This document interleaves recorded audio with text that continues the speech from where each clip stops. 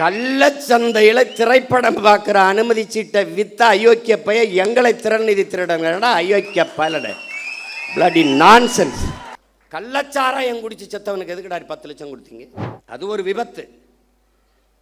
விபத்திற்கு காரணம் நீங்கள். நீங்கள் நீங்கள் உண்மையிலேயே நீங்கள் தாய் முகாம்பிகைக்கு போகிறது, அப்புறம் தேவாலயத்தில் முட்டிக்கால் போட்டு நடந்தது, இதெல்லாம் உண்மையிலேன்னா சத்தியம்னா மனச்சாட்டை தொட்டு சொல்லுங்க. காரணம் நீங்களா இல்லை, பார்த்து பேசணும். நீங்கள் சாட்சிகளை கலைக்கிறீர்கள். குற்றத்தில் நேரடியாக சம்பந்தப்பட்ட பாதிக்கப்பட்டவர்களை நீங்கள் விலை கொடுத்து வாங்குகிறீர்கள். கள்ளச்சந்தையில் டிக்கெட் வித்த காசுலாம் இருக்குல்ல, எடுத்து கொடுங்க. நாங்கள் வேணான்னு சொல்கிறோமா? எனக்கே பாதுகாப்பு இல்லை, நாட்டுக்கு என்ன பாதுகாப்பு? நான் தான் என் நாட்டுக்கே பாதுகாப்பு. போய இந்த ஆட்டம் நம்மளுடையதே, கை மாறி இருக்கே.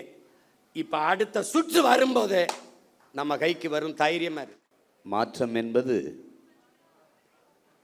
சொல் அல்ல, செயல். மாறுவோம், மாற்றுவோம். இது மாற்றத்திற்கான எளிய மக்களின் புரட்சி என்ற முழக்கத்தை முன்வைத்து நாம் முன்னேறி செல்கிறோம். இங்கே பேசிய என்னுடைய உடன்பிறந்தார்கள் எல்லாம் குறிப்பிட்டது போல, வெற்றி பெற்ற அரசியல் கட்சிகளை அதிகாரத்தில் இருப்பவர்களை நோக்கித்தான் எல்லோரும் சென்று சேர்வது வழக்கம். அல்ல, அவர்கள் சொல்வது போல ஒரு இடத்திலும் வெல்லவில்லை. நான் உட்பட யாரும் கட்டுத்தொகை கூட பெறவில்லை. ஆனாலும் இந்த இயக்கத்தை நோக்கி, இந்த களத்தை நோக்கி புதியவர்கள் 1000 பேருக்கு மேலாக வந்து இணைய வேண்டிய அவசியம் என்ன?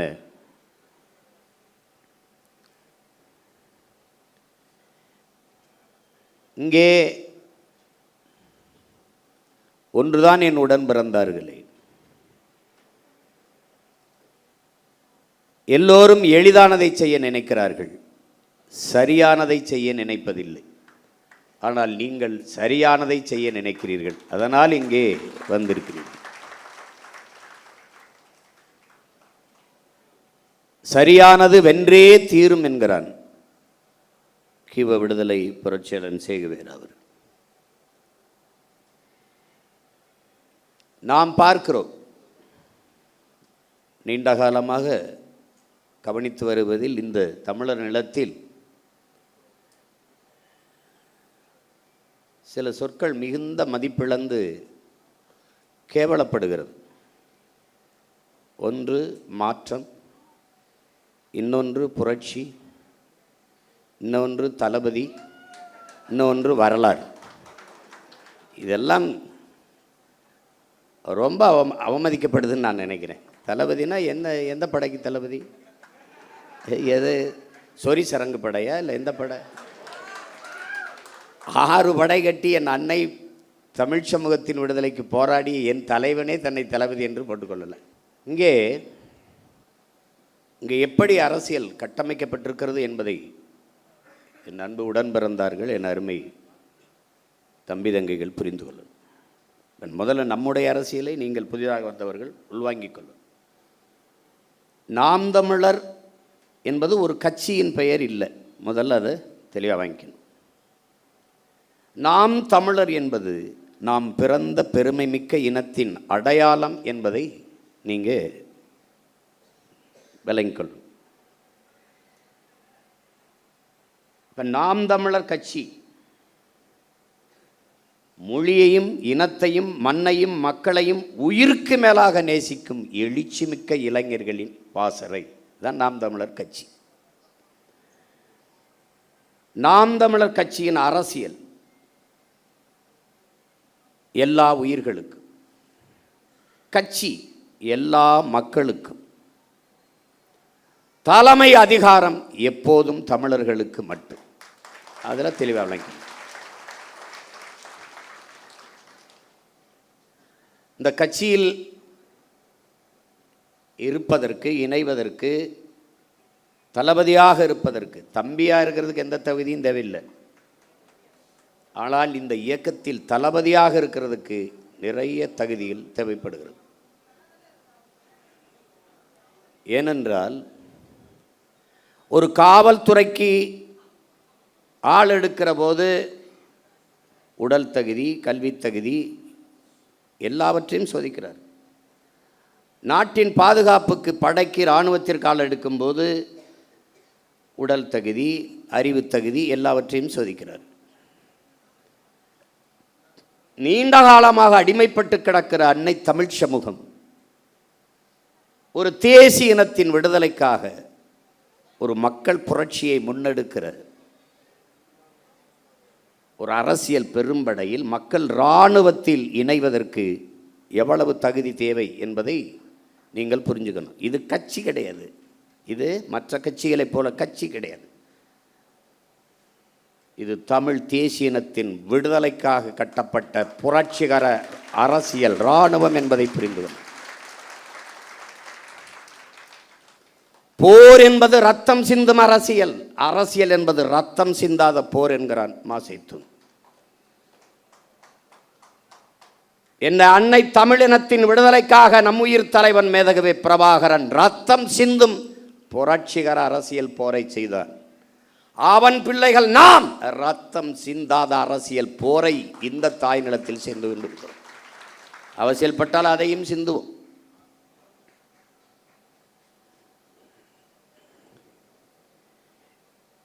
நாம் எப்பேடுபட்ட இனத்தின் மக்கள் என்பதை என் உயிரினும் மேலான என் உடன் பிறந்தார்கள், என் உயிரோடும் உணர்வோடும் கலந்து வாழ்கிற நீங்கள் புரிந்து கொள்ள வேண்டும். உலகின் மிகுந்த பெருமைக்குரிய ஒரு இனத்தின் பிள்ளைகள் நீனும் நானும். உலகின் முதல் மொழி தமிழ், முதல் மாந்தன் தமிழன். தமிழன் சொன்னால் அது தற்பெருமை. உலகில் பல்வேறு மொழிகள் ஆய்வறிஞன் தன் ஆய்விலே நிறுவுகிறார்.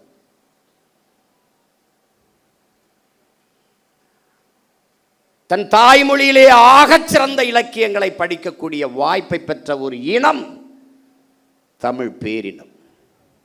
சீனர்கள், கிரேக்கர்கள் அவர்களையும் தாண்டி இந்த துணைக்கண்டத்திலே ஆகச் சிறந்த இலக்கியங்களை தங்கள் தாய்மொழியிலே படிக்கிற வாய்ப்பு பெற்ற இனம் தமிழினம்தான்.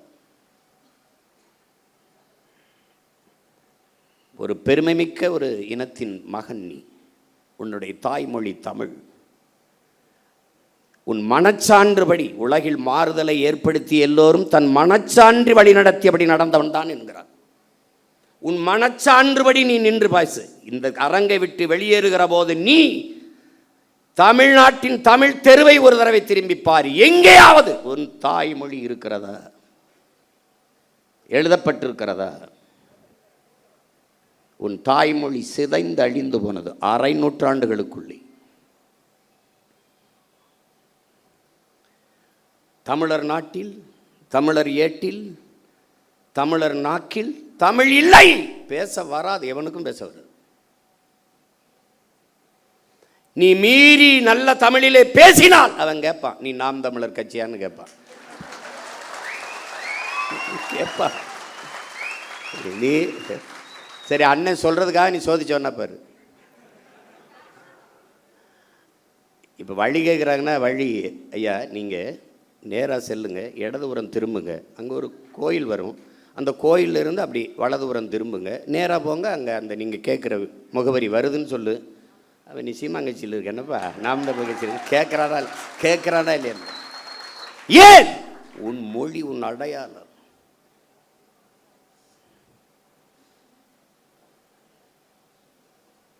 சீனாவில் இஸ்லாத்தை ஏற்றவன் இருக்கான், அவன் சீன மொழியில் தான் பேர் வச்சுருக்கான். சீனாவில் கிறிஸ்தவத்தை ஏற்றிருக்கிறான், அவன் சீன மொழியில் தான் பேர் வச்சிருக்கான். ஆனால் நான் ஏற்றிருக்கிறேன் கிறிஸ்தவத்தை. ஆண்டனி, பிரிட்டோ, சேவியர் தான் பேர் வச்சிருக்கேன்.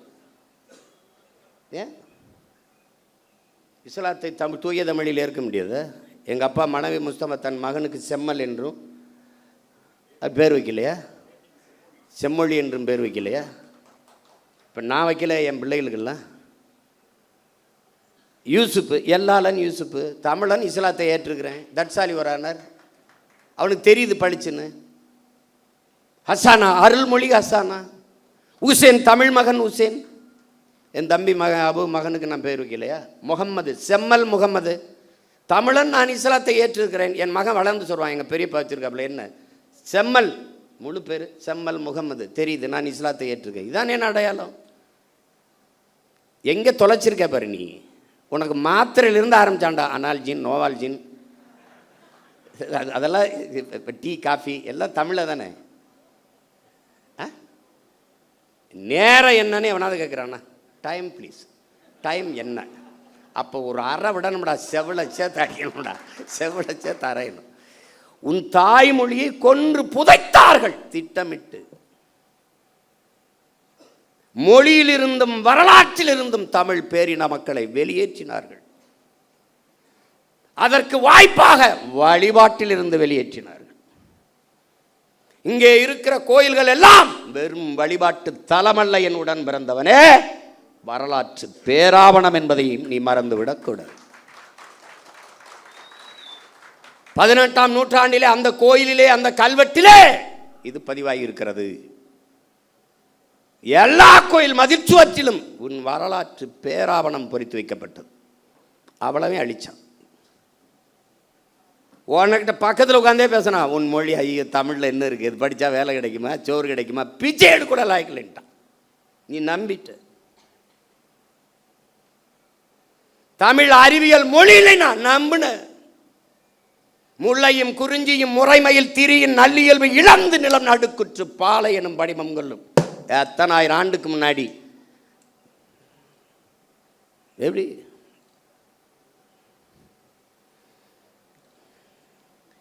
என்னடா நீ படிச்சிருக்க? பொழிப்புரை இல்லாமல் திருக்குறள் படிச்சு சொல்லிடுறா பார்ப்போம். சிலப்பதிகாரத்தை, கம்பராமாயணத்தை, மணிமேகலை, சிவகசிந்தம் சொல்லிடு பார்ப்போம். அங்கே ஒருத்த வந்தான். எல்லாத்துக்கும் பொழிப்புரை தேவைப்படுகிறது. கற்றறிந்த ஆண்டோர்கள் சான்றோர்களே பொழிப்புரை நூல் எடுத்து படிக்கிறதுக்கு என்ன அர்த்தம்னு தெரியல. மருங்கு வண்டு சிறந்த ஆர்ப்ப மணிப்பாடை அது போர்த்தி அப்படின்னா, மருங்கு வண்டு சிறந்த என்ன கோப்பன்னு புரியலையே. எப்படி இப்போ ஒவ்வொன்றுக்கும் பொருள் தேடிக்கிட்டு இருக்க வேண்டியது இருக்கு.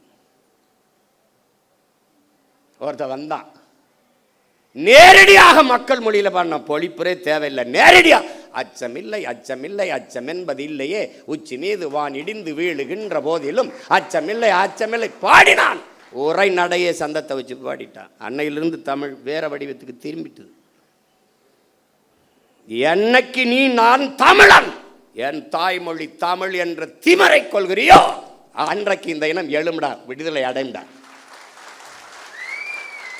உன் உள்ளத்தில் எழுதின ஆங்கிலம் ஒரு மொழி, அது அறிவல்ல, அடுத்தவன் மொழி. எனக்கு எப்படி அறிவாகும்?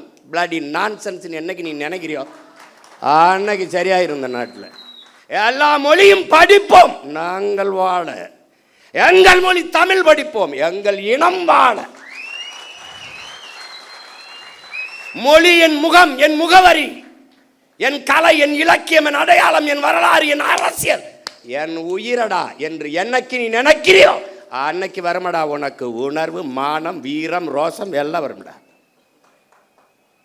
நீ தமிழ் என்று உச்சரிக்காதவன், தமிழன் என்று உச்சரிக்காதவன் நாட்டை கொடுத்துட்டு எங்களை நாடு ரோட்டில் போட்டு நிறுத்திட்டியடா. பைத்தியக்காரன், வைத்தியக்காரன்.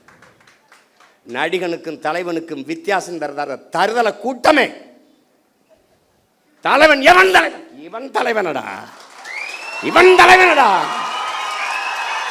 இவன் தலைவனடா. எங்களுக்கெல்லாம் ஒரு பெருமிதமும் திமிரும் இருக்குடா. என்னடா என்னங்களை சொல்ல முடியும்? புறம் பேசுவ, அவதூறு பேசுவ, பொய்யை பரப்புவ, கட்டமைப்ப, வேற என்ன பேசுவ நீ? திரள் நிதி திருடர்கள். திரள் நிதி திருடன் இவ்வளவு நாள் சொல்லிக்கிட்டு இருந்தவன் யாரு? திருட்டு நிதிக்காரன். இப்ப சொல்ற ஐயோக்கியப்ப யாரு? பிளாக் டிக்கெட்காரன்.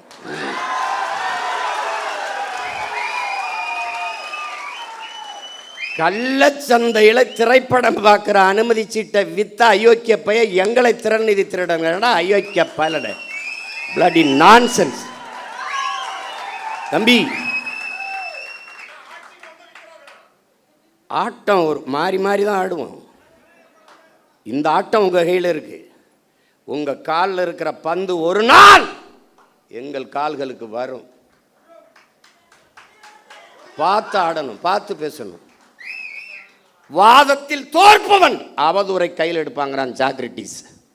இவன் அறிவு கட்ட மேலவன். நம்ம கேள்விக்கு பதில் தானே சொல்லணும், சொல்ல தெரியாது. தெரியாதா? அவர் பொய்யா பேசுவார், ஒரு பொய் சொல்றார். திரள் நிதி ஆமாடா, மக்கள் இயக்கம் மக்கள்கிட்ட இருந்தாண்டா பெற முடியும். நீ வாக்கு என்ன நீயே வாடா குத்திக்கிட்ட, மக்கள்கிட்ட தானடா கேட்ட. அப்புறம் நான் வாக்கையும் கேட்குறேன், வலிமையும் கேட்குறேன். இனமாகவும் பணமாகவும் என் மக்கள் தான் எங்களோட நிற்கணும். கட்சி காசில் ஒரு தேநீர் அருந்த மாட்டோம்டா நாங்கள், திரள் நிதி காசில். இன்னும் கார் வாங்கிட்டா இன்னும் உங்கள் ஆத்தா பத்தா தாலி எடுத்து வித்தாடா வாங்கணும். என்னடா பென்ஸ் கார் வாங்கிட்டாரு சீமான், பென்ஸ் கார். ஃப்ளைட் வாங்கி ஓட்டப்பார், ஃப்ளைட்டு சொந்தமாக ஃப்ளைட். எங்கள் அம்மா எங்கள் அம்மா தமிழ்ச்செல்வி சொன்னாங்கல்ல, சோழனா பை போட்டு தேஞ்ச ரப்பர் செருப்பு ஒரு செருப்பை போட்டுக்கிட்டு அப்படியே பழைய ஜிப்பா போட்டுக்கிட்டு இப்படி தான்டா பேசியிருந்தான். 7 லட்சம் மக்களை திருச்சியில் திரட்டி தமிழ் தேசிய அரசியல் பக்கம் நிறுத்துக்கானடா ஒருத்தர், ஒரு சாதாரண மகன். என்ன ஏண்டா எங்களை இந்த சும்பப்பல் உலகம் பூரா எத்தனை கோடி மக்கள் எங்களை உயிராக நேசித்து பெத்த பிள்ளை போல நேசிக்க எத்தனை பேரன்பு கொண்ட எங்கள் சொந்தக்காரர் இருக்கான். அவன் என்னடா இந்த காரு, இந்த பிச்சைக்கார காரு நாங்கள் வேணாம்னு வச்சுருக்கோம்டா, அதெல்லாம் வேணாங்க எனக்கு இது போதும் அப்படின்னு. அது என் மருமே ஒரு நாள் இந்த காரில் வண்டியில் வந்தாப்புல வந்துட்டு அவர் திடீர்னு, மாமா இவ்வளோ தூரம் பயணத்தில் இது எப்படி மாமா, அவராக காசை கட்டி வாங்கிட்டு வந்து நிறுத்திட்டு போனாப்புல. பொறுக்கலை. இப்போ நான் சொந்தமாக விண்ணூர்த்தி வாங்கி ஓட்டினா என்னடா பண்ணுவீங்க? டேய் வைத்தியக்காரங்களா செத்து போங்கடா. நான் துறைகிட்ட சொன்னேன், துறை அண்ணா என்னென்ன எப்படி பண்ண தம்பி, டேய் நம்ம செய்கிறது அவங்களுக்கு எதாவது பிடிக்கலையோ அதை திரும்ப திரும்ப செய்யணும்டா. டேய் நம்ம பேசுகிறது அவனுக்கு எரிச்சலாக இருக்காடா, அதே பேசுகிறான். இப்போ நம்ம என்ன பயிற்சி கூடத்தில் ஒரு உடையை போட்டு பயிற்சி எடுக்கும்போது காலை தூக்கி இப்படி வச்சா அப்போ பாருங்க, இந்த உடையை பார்த்தீர்களா, பேசுவது தற்சார்பு ஆனால் போடுறது இங்கே தயாரித்ததாண்டா பைத்தியக்காரப்பில், இங்கே தயாரித்ததான். அதுதான் அவன் என்ன தர துறைக்கிட்ட சொன்னேன். அப்போ நம்ம ஒன்று செய்யும்னே, கோணி சாக்கில் ஒரு டவுசரை தச்சுக்கிட்டு அவன் என்னன்னா எங்களை பார்க்கும்போது நீங்களாம் கோமணம் கட்டிட்டு அலையாமல் நீ எதுக்கு இப்படிலாம் போட்டு தர்றேன். டேய் உங்களை எல்லாம் வர இருங்கடா தம்பி, கொள்ள வெறியில் இருக்கோம் பார்த்துருதுக்கு. புரியுதா? பேசவே ஆரம்பிக்கல. எதிர்க்கலடா, களத்துக்கு என்ன நாங்கள் வரலடா. வந்தா என்னடா அவங்க சில கேள்விகள் கேட்குறோம். சில கேள்விகள் நாங்கள் ஏற்றுக்கொண்ட தலைமை என்பது எப்படிப்பட்டது? உலகத்தில் எந்த இனத்திற்கும் எங்கள் தலைவனை போல தலைவன் வாச்சிருக்க மாட்டான். என் தம்பி வெற்றிச்செலன் சொன்னான்ல, 3 தலைமுறை தன் இன விடுதலைக்கு களத்தில் நின்றவன் உலக வரலாற்றிலே எங்கள் தலைவன் தான். அவன் நின்றான், அவன் மகன் நின்றான், மகள் நின்றான், அவன் உயிர் துணையாக என் அண்ணி மதிவதனியும் நின்றான். இறுதி கட்டத்தில் தன் தாயும் தந்தையும் களத்திலே கொண்டு நிறுத்தினான், தன்னோடு வைத்திருந்தான். 3 தலைமுறையும் தன் இன விடுதலைக்கு பலியானது உலக வரலாற்றிலே என்னுயிர் தலைவன் பிரபாகரனும் அவன் குடும்பம் தான். எத்தனை பெருமைடா, சொல்லி முடிக்க முடியாது.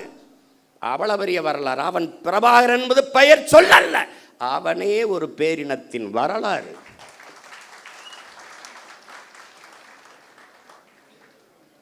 அவன் நாங்கள் ஏற்றுக்கொண்டிருக்கிற தத்துவமாகவே வாழ்ந்தவன், கற்பித்தவன் அல்ல, வாழ்ந்தவன். அடிமை வாழ்வினும் உரிமை சாவு மேலானது. இது பன்னெடுங்காலமாக எம்மின முன்னோர்கள் வாழ்க்கையிலிருந்து எங்களுக்கு கற்றுத்தந்தது.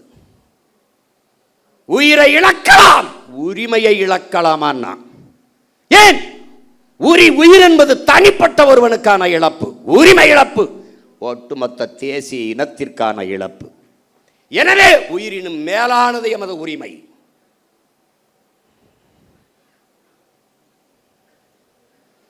மண்டியிட்டு வாழ்வதை விட மானத்தோடு மடிவது மேலானது. சரணடைந்து வாழ்வதை விட சண்டையிட்டு சாவது மேலானது. இதாண்டா மான தமிழனின் கோட்பாடு. தமிழுக்கு அமுதென்று பேர், அந்த தமிழ் இன்பத்தமிழ் எங்கள் உயிருக்கு நேர்னு பாடினா புரட்சி பாவலன்.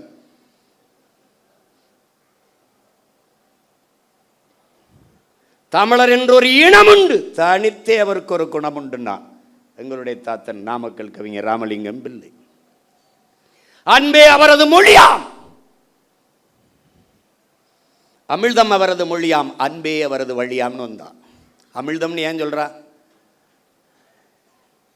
இவனும் சொல்றான் தமிழுக்கு அமுதென்று பேர், அமுதுக்கும் அமுதென்று பேர், ஆனால் தமிழுக்கும் அமுதென்று பேர். அமிழ்தம் அவரது மொழியாம், அன்பே அவரது வழியாம். அமிழ் தமிழ் தமிழ் தமிழ் தமிழ் தமிழ் தமிழ் தமிழ் தமிழ் தமிழ் தமிழ் என்று வேகமாக சொல்லிக்கொண்டே நீ போனால் அது தமிழ் தமிழ் தமிழ் என்று கேட்கும். தமிழ் தமிழ் தமிழ் தமிழ் என்று வேகமாக சொல்லிக்கொண்டே போனால் அது அமிழ் அமிழ் அமிழ் அமிழ் என்று கேட்கும். அதனால் தமிழுக்கும் அமுதென்று பேர். தமிழர் என்ற ஒரு இனம் உண்டு, தனித்தே அவருக்கு ஒரு குணம் உண்டுன்னா அதோட நிறுத்திட்டான் அவன். ஒருத்தன் வந்தா தமிழர் என்ற ஒரு இனம் உண்டு, தனித்தே அவருக்கு ஒரு குணம் உண்டு, மானமும் வீரமும் அவருக்கு உயிர் என்று உலகத்திற்கு காட்டியவன் நம் உயிர் தலைவன் வேதகுவி பிரபாகரன் அவர்கள். என்ன பெருமைடா உனக்கு இல்ல? யாரா நீ? தமிழன் பெருமைக்குரியவன். காரணம் தமிழ் பெருங்குடியில் பிறந்ததனாலேயே தமிழன் பெருமைக்குரியவன் நம் புரட்சி பாவலன். நீ யாரா? நீ தமிழன்டா. நான் தமிழன், நீ தமிழன். அந்த திமிரும் நிமிர்வும் வந்து விட்டால் நம்மளை ஒரு பய வீழ்த்த முடியாது. ஏன் போட்டோம், எதுக்கு போட்டோம், வேட்பாளர் எவன் படிச்சிருக்கானா, யாரு இவரா நம்ம ஒரு எம்எல்ஏ, அவருக்கே தெரியல. இவர் சீட்டு கொடுத்தோமா, ஜெயிச்சாரா, இவர் மந்திரியா, என்ன செய்யறதுன்னு தெரியல.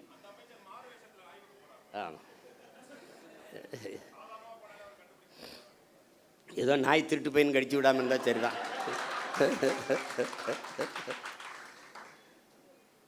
நமக்கு ஒரு கனவு இருக்கிறது, நம் தலைவர் நமக்கு கையளித்த பெருங்கனவு இருக்கிறது. நம்முடைய முன்னோர்கள் தூக்கி சுமந்த கனவு நம் தலைவர் கையில், நம் தலைவனும் பல்லாயிரக்கணக்கான நமது மாவீரர்களும் சுமந்த கனவு இன்று நமது கைகள். களம் வேறு, காலம் வேறு, கனவு ஒன்றுதான். தம்பி வெற்றிச்சீலன் சொன்னது போல நான் முன்வைத்ததுதான், இலக்கு ஒன்றுதான், நம் இனத்தின் விடுதலை.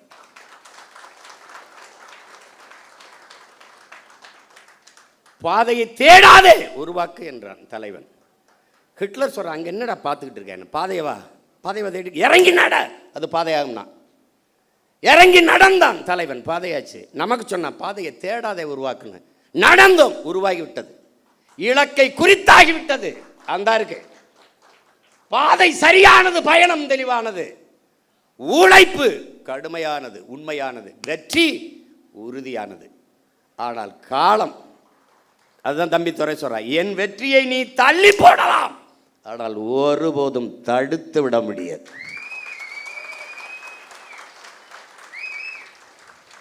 ஜஸ்ட் டிலே, அவ்வளவுதான். நீ ஒண்ணுமே செய்ய முடியாது. ஏன்னா நானா வந்தவன் இல்லை, உங்களை மாதிரி ஆசைப்பட்டு முதலமைச்சராக வந்தவன் இல்லை. நான் காலம் என்னை இறக்கி விட்டுச்சு. நான் படம் எடுத்து பிழைக்கு தான் வந்தேன், அதான் செஞ்சுக்கிட்டு இருந்தேன். என்னை தள்ளி விட்டுச்சு. யாரா என்னை தள்ளி விட்டதுன்னு என்ன ஒரு தடவை கிணத்துக்குள்ள குதிச்சு கேட்பார்ல, அந்த மாதிரி என்னை தள்ளி விட்டது. நான் என் வீட்டு வாளி விழுந்துருச்சு, நான் கிணத்துக்குள்ளே குதித்தேன். மூழ்கி போகும்போது தான் என் பரம்பரையே உள்ளே கிடக்குன்னு தெரிஞ்சு, அப்புறம் இந்த வேலையை நான் செய்ய வேண்டியது வந்துச்சு. உனக்கு புரியுதுன்னு நினைக்கிறேன். அதனால் இது நான் விரும்பி வந்தது அல்ல, காலம் எனக்கு கையளித்த கடமை. வரலாறு எனக்கு வார்த்து கொடுத்த மாபெரும் பொறுப்பு. சரி, இல்லைடா, நாங்கள் இல்லை, நான் இல்லை, நாம் தமிழர் இல்லை, வெளியேறிட்டோம். நாதி இருக்கடா உனக்கு? தமிழ் என்று, தமிழர் என்று, காடு என்று, செடி என்று, மலை என்று, ஆறு என்று, அருவி என்று, நிலம் என்று, வளம் என்று சொல்வதற்கு உனக்கு ஒருத்தர் காணா? ஒரு வீர மகன் ஒருத்தன் கிடையாது. உலகத்தில் ஒரு மகன், அண்ணன் தம்பி, தலைவன் தம்பி, அதெல்லாம் தாண்டி அப்பா மகனுக்கு இருக்கிற ஒரு பிணைப்பு. என் தங்கச்சி கூட சொல்வாள், அவன் வரும்போது தம்பி அவன் தான், போகும்போது மூத்த மகனாக போனான்னு பேட்டியில் சொல்லியிருப்பாள். வேறு எனக்கு ஒரு தலைவன் தன் பிள்ளையை ஊருக்கு அனுப்பும்போது தன் இங்கே வர சாக துணிஞ்சிருங்க, எல்லாமே உங்களுக்கு சாதாரணமாக போயிடும். நவல சத்தியம் சொல்கிறேன். இந்த பாரு, என்கிட்ட சொல்லி அனுப்பும்போது ஒரே வார்த்தை தான், சாக துணிஞ்சிருங்க, உங்களுக்கு எல்லாமே சாதாரணமாயிரும். இல்லைன்னா அன்னைக்கு காங்கிரஸ் ஆண்டுகிட்டு இருக்கு, இங்கே திமுக ஆண்டுகிட்டு இருக்கு, ஒரு பையன் இவ்வளோ கூட்டம்லாம் இல்லை, ஒத்தை மகன் கருத்தரவா கத்தி எனக்கு இவன் வரவெல்லாம் பாடம் எடுக்கிறது, கொள்கை உறுதியை பற்றியும் நிலைப்பாடு பற்றியும் எனக்கு கூட்டணி வச்சுருப்பாப்ல, பாட்டு அப்படி சொல்கிறேன். வைத்துக்காரடே போகிறதுன்னு ஆயிடுச்சு, போய் அங்கிட்டு போய் எதாவது பொழைச்சிட்டு போக, போகிற போக்கில் அதை புலம்பிட்டு போகாது. கூட்டணி வைக்கிறதுனா எத்தனை பேர் பேசியிருப்பான்? ஒரு விழுக்காடு விழுக்காடு வைக்கிறவன்ட்டு அவளை பேசும்போது 8.5 விழுக்காடு 36 லட்சம் வாக்கை தொட்டவனை எவ்வளோ பேரம் பேசியிருப்பான்?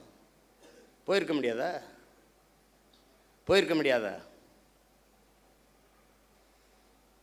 இனமானத்திற்காக போராட வந்த பிள்ளைகள் நாங்கள், ஆனால் தன்மானத்தை இழந்து விட்டு போராட மாட்டோம்.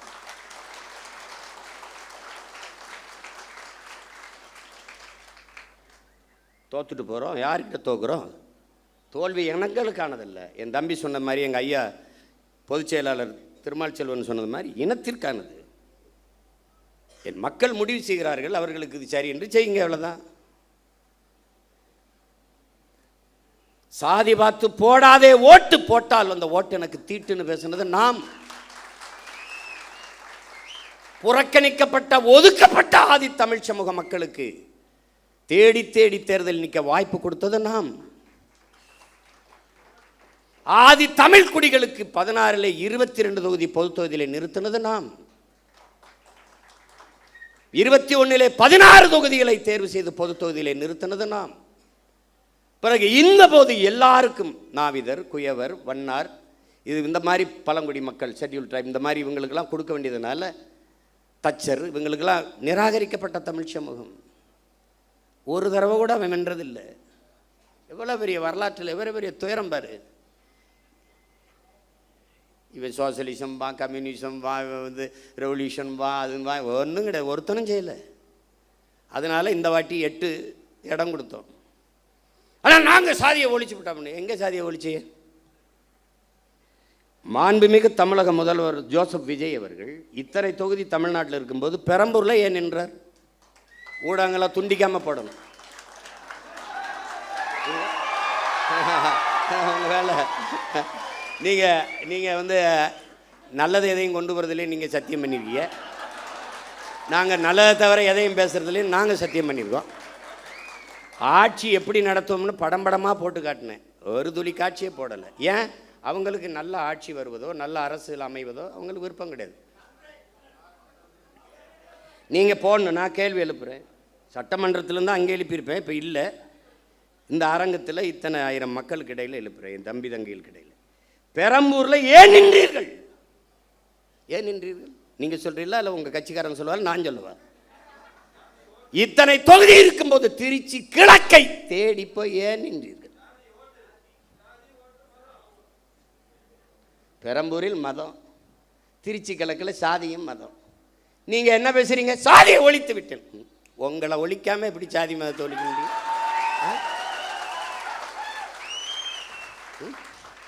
நடிக்கும்போது வராத ஜோசப்பு, அரசியல் வரும்போது ஜோசப்பு.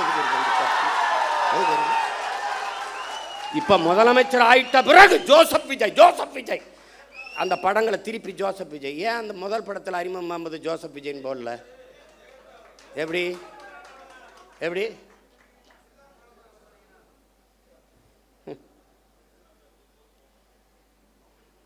ஊழலஞ்சத்தை ஒழிச்சு விட்டான். எங்கிட்ட ஒழிச்சிய?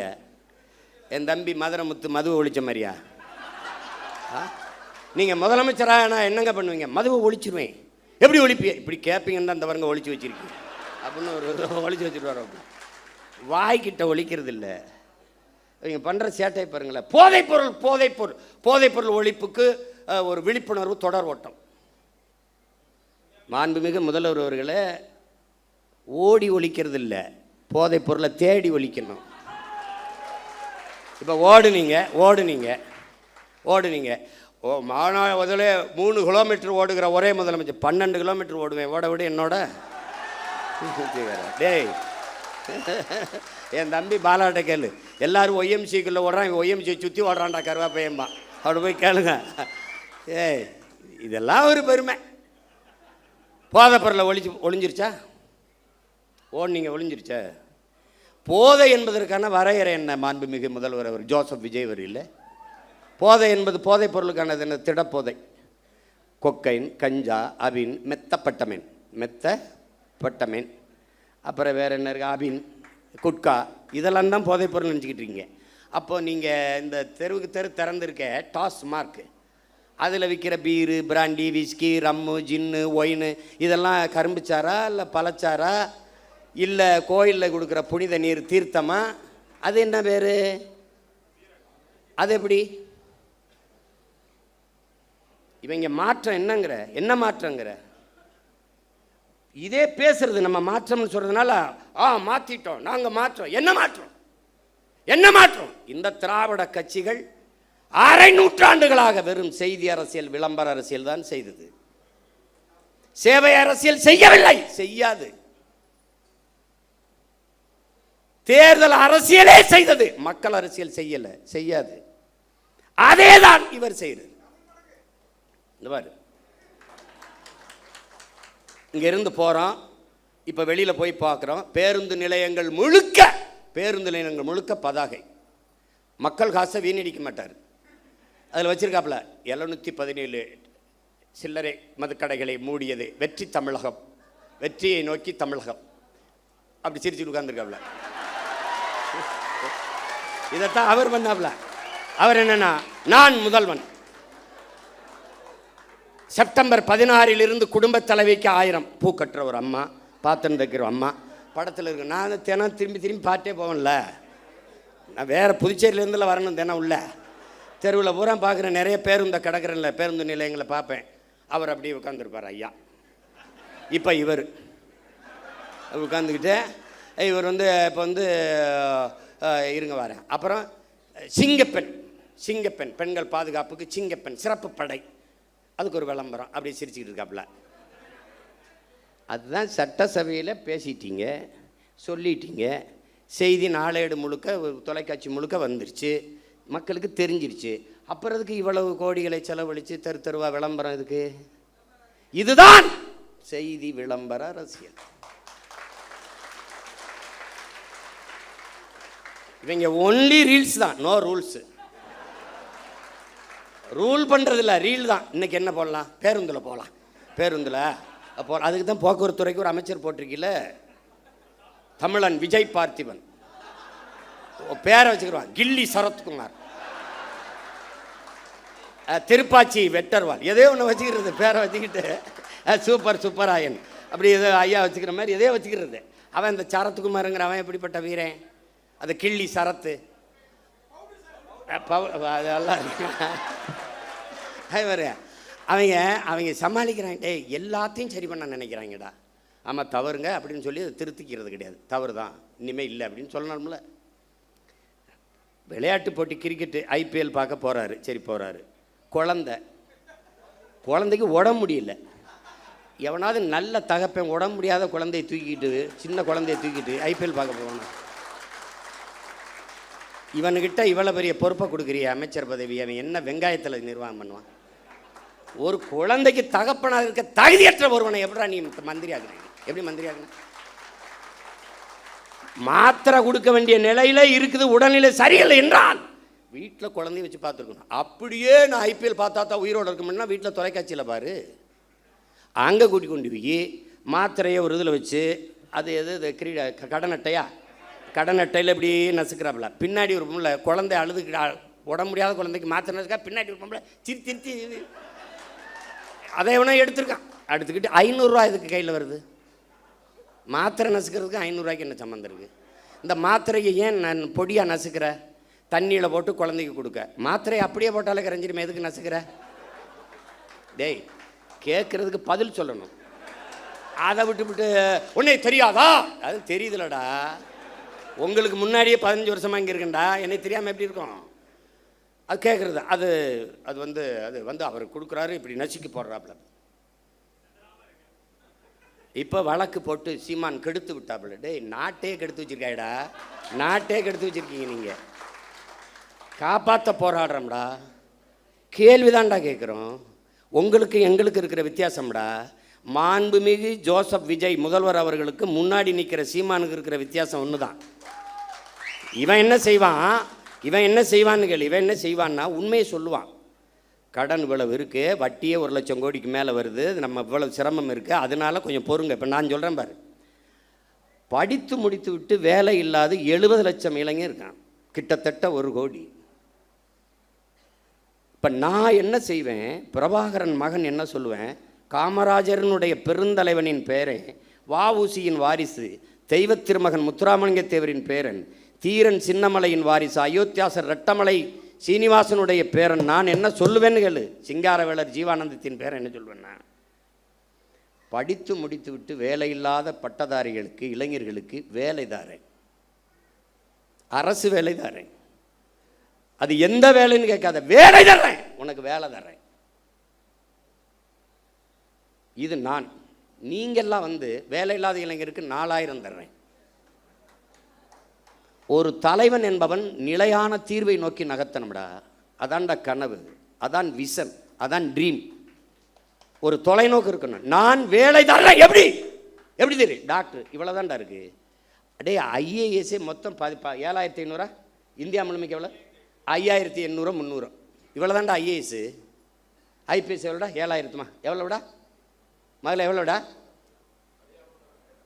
ஒரு 7500 7800 8000 இருக்கும். இவ்வளோதான். நான் எல்லாம் ஐஏஎஸ் ஐபிஎஸ் சோறு அது எங்கள் ஆத்தா அப்போ தான் ஊற்றணும். இப்போ நான் என்ன சொல்கிறேன், இந்த பணிகள் அப்படியே இருக்கட்டும். இதோடு ஆடு மாடு வளர்த்தல், நாட்டுக்கோழி வளர்த்தல், பட்டுப்பூச்சி வளர்த்தல், வேளாண்மை செய்தல், இதையெல்லாம் அரசு பணியாக மாற்றிவிட்டால் கூடுதலாக வேலை வாய்ப்பு வாழ்விடத்தில் கிடைச்சிடும். இப்போ உதாரணமாக ஒரு சிக்கல் பாரு. இந்த கறிக்கோழிக்காரம்பரம் போராட்டம் நடத்துறதுக்கு தயாராக இருந்தான்.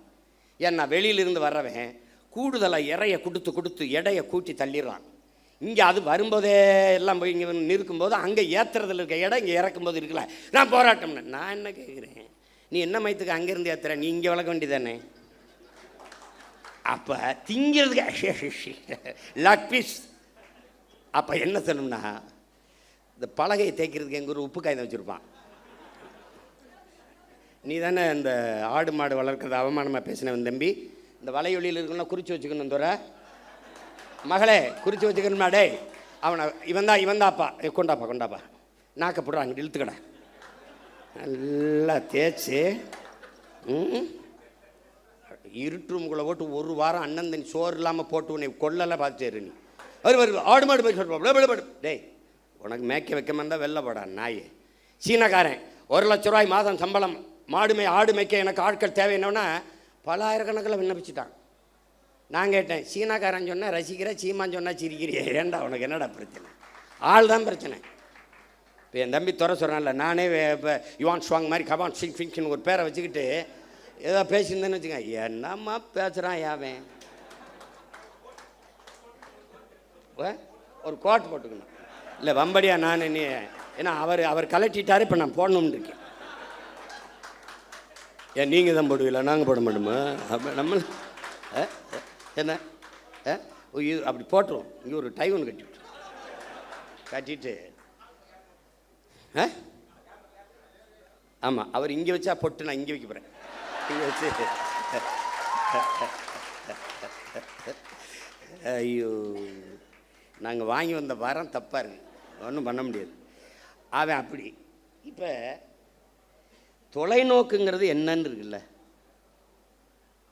எப்படி 6 சிலிண்டர் அன்னபூர்ணி சூப்பர் 6 எப்போ வரும்? 200 யூனிட் மின்சாரம் மாண்புமிகு முதல்வர் அவர்களே உங்ககிட்ட கேட்டது யார்? இலவச மின்சாரம் என்று 200 அலகு மின்சாரத்தை கேட்டது யார்? கேட்டது யாருன்னு சொல்லு. கேட்டது யார்? கேட்டது யார்? ஒரு யூனிட் மின்சாரம் 5 ரூபா 50 காசுனா நீங்கள் ஒரு 3 ரூபாய்க்கு கொடுங்க மக்களுக்கு. கட்டுமான இவ்வளவு குறைச்சி கொடுக்குறேன் அப்படி சொல்லுங்கள். இதில் இழக்கிற பணத்தை எப்படி ஈடுகட்டுவீங்க? முதல் கையெழுத்தே நீங்கள் 200 அலகு மின்சாரத்துக்கு கையெழுத்து போடுறீங்க. பிரபாகர மகன் சீமான் என்ன போடுவான்? அந்த முதல் கையெழுத்து அவன் முதலமைச்சராக கையெழுத்தை போட்டுருவான். பிறகு என்ன போடுவான்? கல்வி ஒன்றுதான் சமூக மாற்றத்தை சமூக முன்னேற்றத்தை ஏற்படுத்த கருவி என்கிறார் புரட்சியாளர் அண்ணல் அம்பேத்கர் அவர். தொட்டனை தூரும் மணற்கேணி மாந்தருக்கு கற்றனை தூரும் அறிவு. ஒரு நாட்டை ஆளுகிற மன்னனுக்கு அந்த நாட்டின் எல்லையில் மட்டும்தான் செல்வாக்கு மதிப்பு. ஆனால் கற்றவனுக்கு சென்ற இடமெல்லாம் சிறப்பு என்கிறார். பிச்சை புகினும் கற்கை நன்றே என்கிறான் கொன்றை வேந்தனில் அதிவீர ராமபாண்டியன். கல்வியில் இருந்துதான் ஒரு சமூகம் மேம்படும். அப்ப அறிவு மானிட உரிமை, கல்வி மானுட உரிமை. என்ன பேசுவேன்? கல்வி மானுட உரிமை, கொடுக்க வேண்டியது அரசின் கடமை. அதை கொடுக்காமல் இருப்பது மாபெரும் கொடுமை. இதை தகர்க்கிற அனைவருக்கும் சரியான சமமான கல்வி தமிழ்நாடு அரசு, தமிழ்நாட்டு அரசு கொடுக்குது. தமிழ் தேசிய அரசியல் கொடுக்குது. பிரபாகரன் மகன் சீமானின் அரசு கொடுக்குது. ஏழை பணக்காரன் உயர்ந்தவன் தாழ்ந்தவன் என்று பாகுபாடின்றி எல்லோருக்கும் சரியான சமமான கல்வி, கட்டணமில்லாத கல்வி. அந்த இலவசங்கிற வார்த்தையே ஒழிக்கணும். கட்டணம் இல்லாது கொடுக்கிறோம். தனியார் பள்ளி கல்லூரியில் என்ன தரம் இருக்கிறது என்று என் பெற்றோர்களும் என் பிள்ளைகளும் நினைக்கிறார்களோ அதை தாண்டிய கல்வி. கல்வியில் தலை சிறந்த நாடு பின்லாந்து.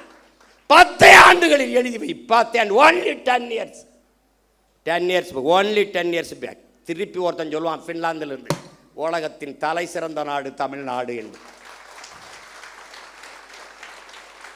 லீக்வான் யூ சொன்னா Lee Kuan Yew only 10 years you make my hand in Singapore. என் கைகளில் கொடு. உலகம் 1000 ஆண்டுகள் கழிச்சு சிங்கப்பூரை புகழ்கிற உயரத்தில் நிறுத்திட்டான். லீக்வானியூவால் சிங்கப்பூரில் முடிகிறது. பிரபாகரன் மகன் சீமானால் தமிழ்நாட்டில் முடியாதா?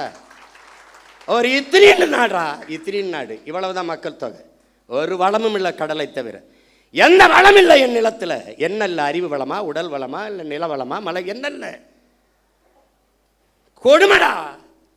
தஞ்சாவூர்ல இருந்து அரபு நாட்டில் ஒட்டகம் மேய்க்க போறானடா. கேவலம் உண்டாடா. தஞ்சாவூர்ல இருந்து பிற நாட்டுக்கு வேலைக்கு சிங்கப்பூருக்கு வேலைக்கு ஏன்டா போகணும்? என் நாடா, சொர்க்கமிடாது. இவ்வளவு வளத்தை வச்சுக்கிட்டு போய் அரபு நாட்டில் பாலைவனத்தில் போய் ஒட்டகம் மேய்ச்சிட்டு என் பிள்ளை நிற்கிறான்டா. இது மாதிரி ஒரு கொடுமை. சரிடா, அரபு நாட்டில் ஒட்டகம் மேய்க்கலாம், அன்னை நிலத்தில் ஆடு மாடு மேய்க்கூடாதாடா? என்னடா கொடுமை இது?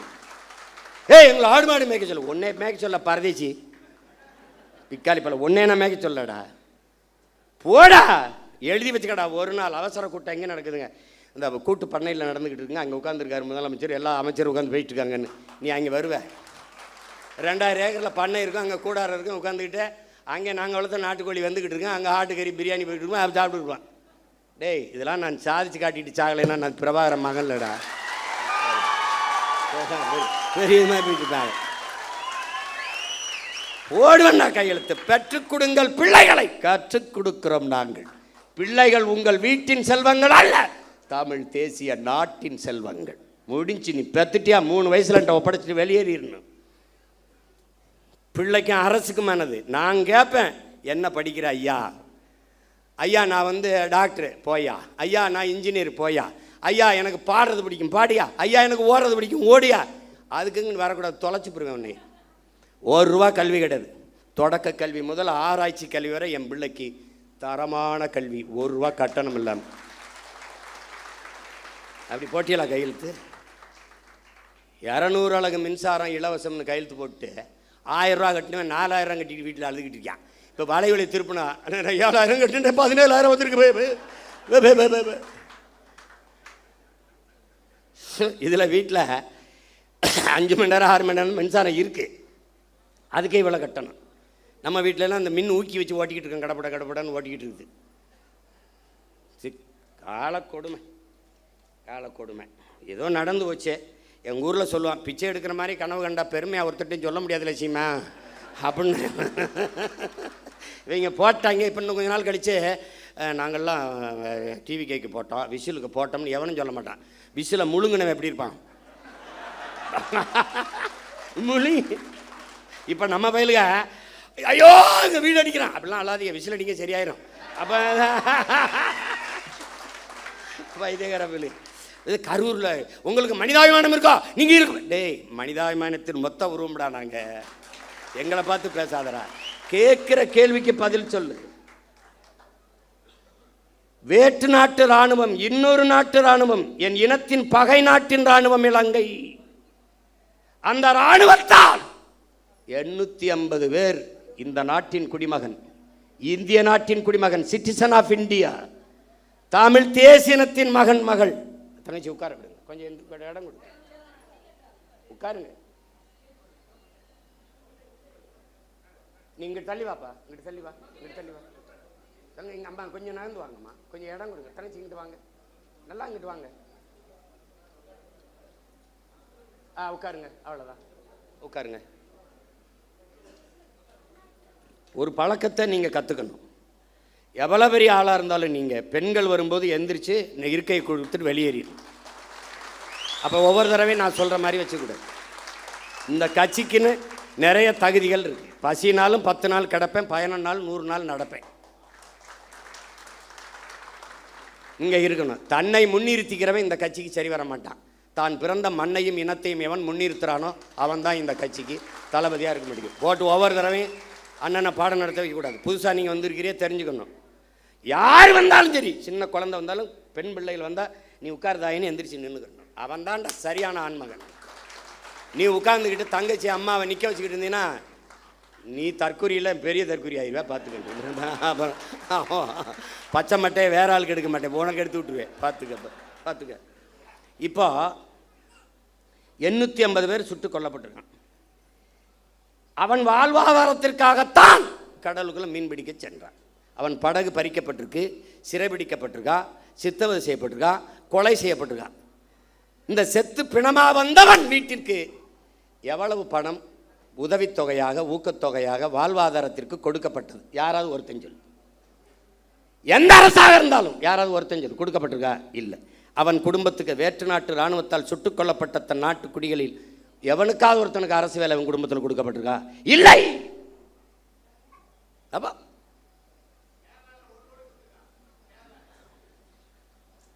இங்க பேசு, ஏதாவது கொடுக்கப்பட்டிருக்கா? இல்லை. பெரும் வெள்ளத்தில் இதே தலைநகரில் பல குடும்பங்கள் செத்து மிதந்திருக்கு, பல பேர் உயிரற்று உடல் மிதந்து போயிருக்கு. அந்த குடும்பங்கள்லாம் இவ்வளோ ஒரு பேரிழப்பை சந்திரிச்சுக்காங்கன்னு அரசு பண்ணி கொடுக்கப்பட்டிருக்கா? இல்லை. எப்படிப்பட்ட ஆட்சி நகர்வு, எவ்வளவு கேவலமான ஆட்சி நகர். இந்த மண்ணை மக்களை பேரன்பு கொண்டு காதலிக்கிற எவனும் இந்த செயலை எதிர்ப்பான்டா. சீமான் அவன் தம்பி தங்கச்சியிலடா, எவனும் நாட்டை நேசிக்கிற எவனும் எதிர்ப்பான்.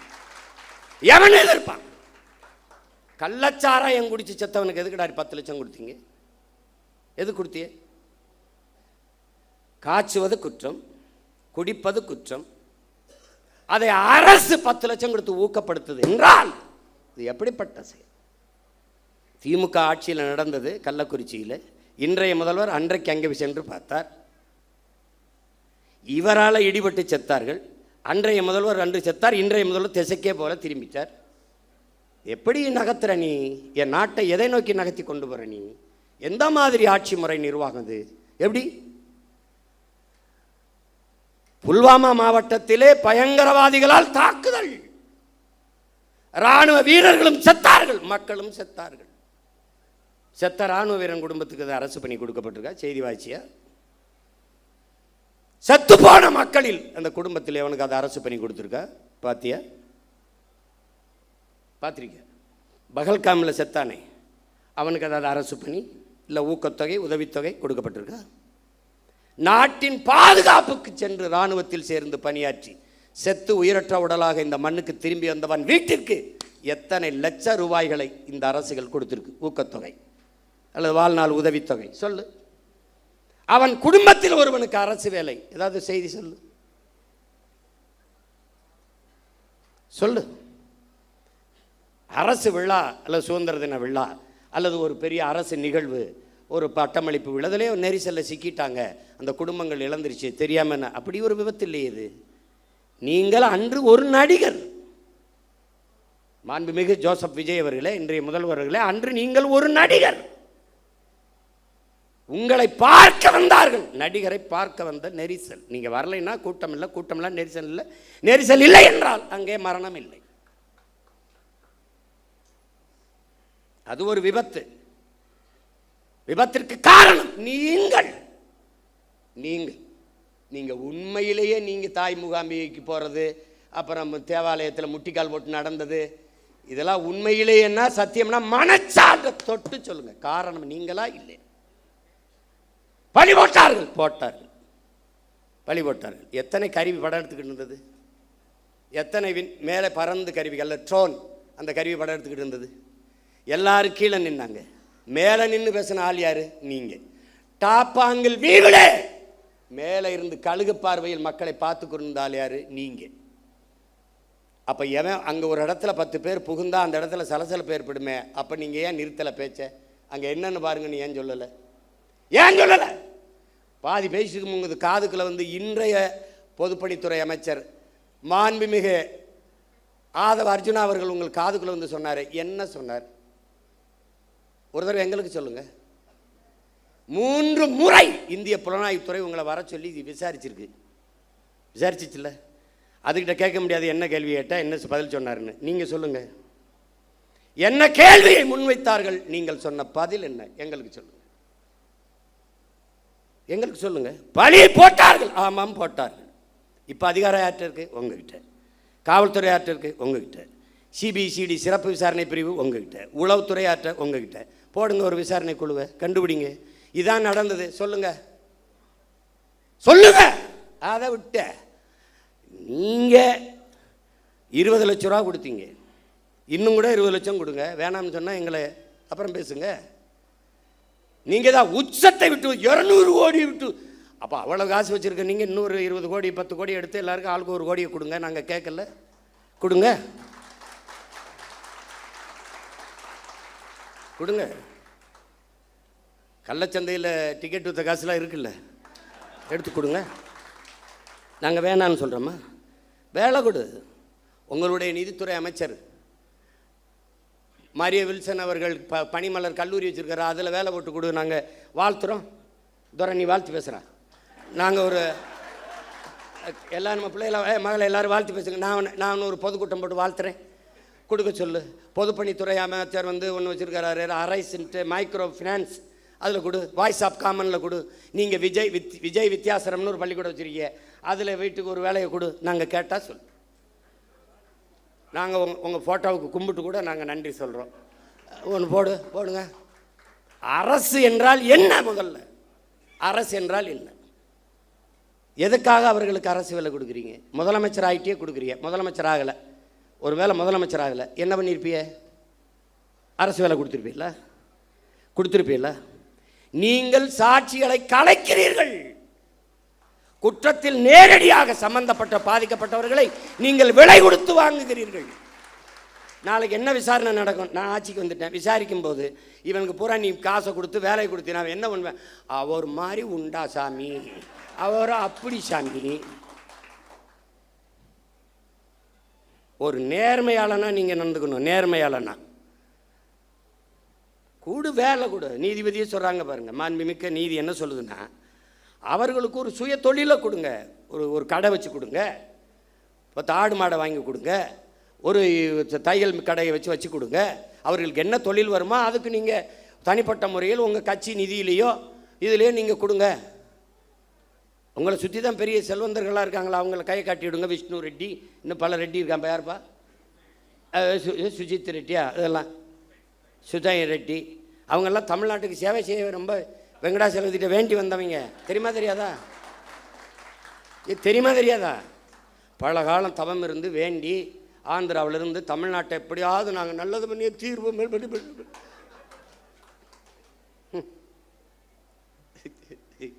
ஐயோ கொடுமை. கடவுளின் குழந்தை என் தம்பிட்டாதான் சொன்ன பாருங்க. அவர் போகணும்னு நினைச்சாரு, மழை பெஞ்சிருச்சு. கடவுளின் குழந்தை அவர் திறந்து விட்டாங்க பாருங்க. முன்ன ஏடா கடவுளின் குழந்தை இங்கே இருக்கும்போது கர்நாடகாவில் ஏண்டா மழை அங்கே பெய்யுது, இங்கே பேஞ்சு விட்டு போக வேண்டியதானடா, இங்கே பேஞ்சா நாங்கள் பிடிச்சிக்கிறோம். என்னடா தம்பி, அது ஏன் கர்நாடகாவிலேருந்து எனக்கு திறக்க விடணும்? கடவுளின் குழந்தை இங்கே இருக்கும்போது வைத்தியக்காரங்களா, அது உடனே வழக்கை போட்டு நிறுத்தி விட்டார் அப்படின்னு. வழக்கை நான் போட்டு நீ வா, அப்போ அங்கே உச்சநீதிமன்றத்தில் போடு, நான் வரேன். கேட்குறதுக்கு பதில் தான் சொல்லணும். உடனே உங்களுக்கு மனச்சான்று இருக்கா? உனக்கு மனச்சான்று இருக்கா? உன்னால் காவல் நிலைய மரணம், இவனோட தம்பி உன்னை குறைச்சி சொல்கிறான். 60 நாள் 5 மரணம் காவல் நிலையத்தில் கார்த்தி சொல்கிறான். 5 மரணம். அந்த மரணத்திற்கு உங்களால் அடித்து கொல்லப்பட்டவனுக்கு அது அரசு வேலை கொடுத்துருக்கீங்களா? என்ன நீ என்ன பண்ணிக்கிட்டு இருக்கீங்க? என்ன வேலை நடக்குது இதெல்லாம்? அப்போ அரசு பணி என்பதற்கு மதிப்பு எவ்வளவு? இவ்வளோதானா? இவ்வளோதான். குடிச்சு செத்தா அரசு வேலை, நடிக்கிறவரை பார்க்க வந்து செத்தா அரசு வேலை, அப்போ படித்தா தெருவில் நின்று கத்த வேண்டியதான் வேலை, இதானா? அப்போ தமிழ்நாடு தேர்வாணையத்தில் தேர்வு எழுதி தேர்ச்சி பெற்று வேலைக்காக பல லட்சம் பேர் காத்திருக்கானே, அவன் யாரு? ஆசிரியர் தேர்ச்சி பெற்று தேர்வில் தேர்ச்சி பெற்று பணி நியமனத்திற்காக காத்திருக்கானே, அவனுக்கு என்ன நிலைமை? பகுதி நேர ஆசிரியன் பணி நிரந்தரத்திற்காக காத்திருக்கானே, அவனுக்கு என்ன நிலைமை? 400 பேர் பொறியியல் படித்த பட்டதாரி வாயில் காவலர் வேலைக்கு விண்ணப்பிச்சு நிற்கிறானே, அவன் நிலைமை? எம்எஸ்சி எம்பிஏ படிச்சுட்டு டாஸ்மார்க்கில் வெறும் 7,500 ரூபாய்க்கு சாராயம் ஊற்றி கொடுக்குறானே, அவன் நிலைமை? அப்போ அரசுக்கு மரியாதை என்ன? அரசுனா என்ன? அதுக்கு என்ன மரியாதை இருக்கு? அப்போ தென் எந்த லெவலுக்கும் போ, எனக்கு ஓட்டு போடு போடாது போ. ஒருத்தங்க கேட்குறேன், கரூர் எப்படி நீ ஓட்டு கேட்டு வருவ? இப்படி தான்டா வருவேன், இப்படி தான் வருவேன். இல்லை இதுக்கு முன்னாடி என்ன போட்டு பிடிங்கிட்டியா 2-3? போடாடே போட. ஏன் போட்டோம்னு தெரியாது, எதுக்கு போட்டோம்னு தெரியாது. இந்த திராவிட கட்சிகளின் தீமை இப்படி விளைஞ்சு நிற்குது. அரசியலை கற்பிக்கலை, அரசியல்னா என்னன்னு தெரியல, படிப்பிக்கலை. எந்த மாநிலத்தில் சினிமா இல்லை, எந்த மாநிலத்தில் திரைப்படம் இல்லை? கேரளாவில் இல்லையா? மேற்கு வங்கத்தில் இல்லையா? இல்லை எங்கே இல்லை? மகாராஷ்டிரா இல்லையா? இன்னும் சல்மான் கான் ஷாருக் கானை விட நடிகன், மம்முட்டி மோகன்லாலை விட நடிகன். அவன் நடிகனாக பார்ப்பான், தலைவனாக பார்ப்பான். பிரேம் நசீர் பெரிய நட்சத்திரம்டா, 500 படம் நடித்தவர்றா. ஆசியாலே 500 படம் நடித்த கலைஞன் அவன். காங்கிரஸ் கட்சியில் இருக்கார், மேடையில் பேசிட்டு இருக்காரு. ஒருத்தன் எந்திரிச்சு கட்டப்படி குடிச்சிட்டு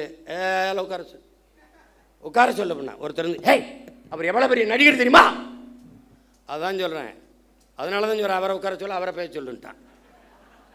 இங்கே என்ன வேலை புரியுதா அவனுக்கு? அவர் பெரிய நடி, அதனால தான் சொல்கிறேன், அவரை இருக்க சொல்லி இவரை பேச சொல்லுன்ட்டான். இப்போ இங்கே எங்கே ஆரம்பித்தாங்க தெரியுமில்ல? பள்ளி கல்லூரிகளில் அரசியல் பேசக்கூடாதுன்னு தடையை போட்டவன் சினிமாவை பேசக்கூடாதுன்னு தடையை போடல. இறை வழிபாட்டை விமர்சித்த இவர்கள் திரை வழிபாட்டை போற்றிவிட்டார்கள்.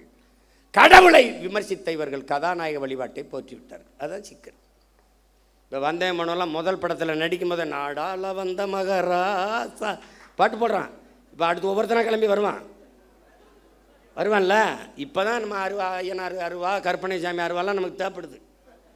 அதுக்குள்ளே ஏதாவது ஓட்டை போட்டு நாட்டை காப்பாற்ற பார்க்கணும், வேலையை பார்க்கணும்.